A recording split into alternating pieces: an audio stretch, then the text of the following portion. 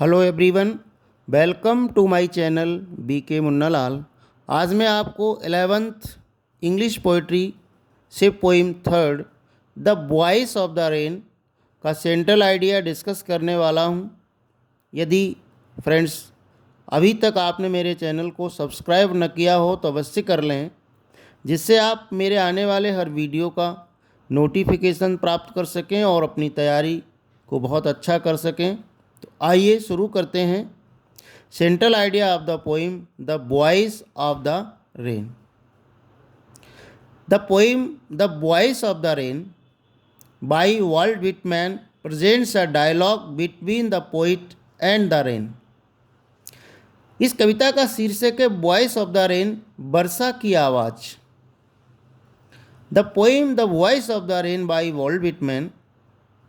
Volt Whitman एक American poet थे। इनके द्वारा लिखी गई कविता the voice of the rain, वर्षा की आवाज़, कवि और वर्षा के बीच एक संवाद प्रस्तुत करती है, एक वार्तालाप प्रस्तुत करती है, एक कन्वर्सेशन है कवि और वर्षा के बीच।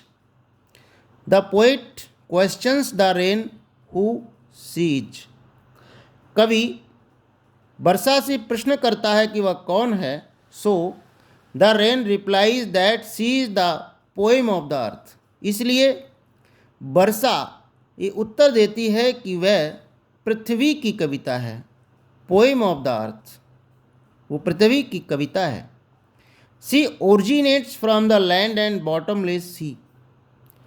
वह भूमि और अथाह सागर से जन्म लेती है, पैदा होती है। And rises to the sky, और आसमान तक चली जाती है, उठ जाती है, पहुंच जाती है। Then it comes to its real form in water drops and falls on the earth again to quench, nurse and purify the various element of the earth. Then it comes to its real form in water drops।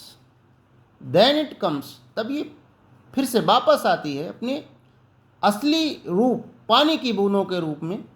and falls on the earth, और पृथ्वी पर गिरती है, पुनः पृथ्वी पर गिरती है। Again to quench, प्यास बुझाने के लिए, नर्स पोषण देने के लिए, and purify the various element of the earth, पृथ्वी के विभिन्न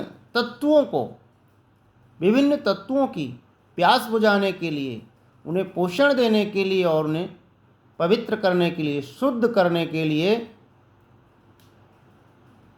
वहाँ पर गिरती है, वहाँ पर बरसती है।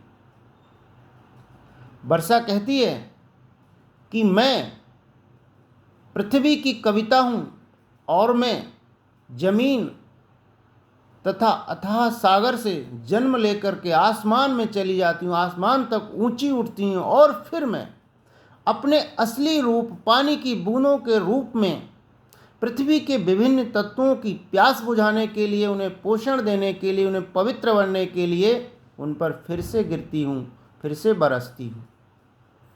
This cycle goes on for ever, showering love over every creation of God and generating music into the lives of people।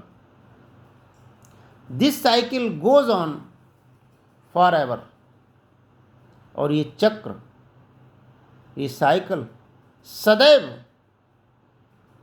परमात्मा की प्रत्येक रचना पर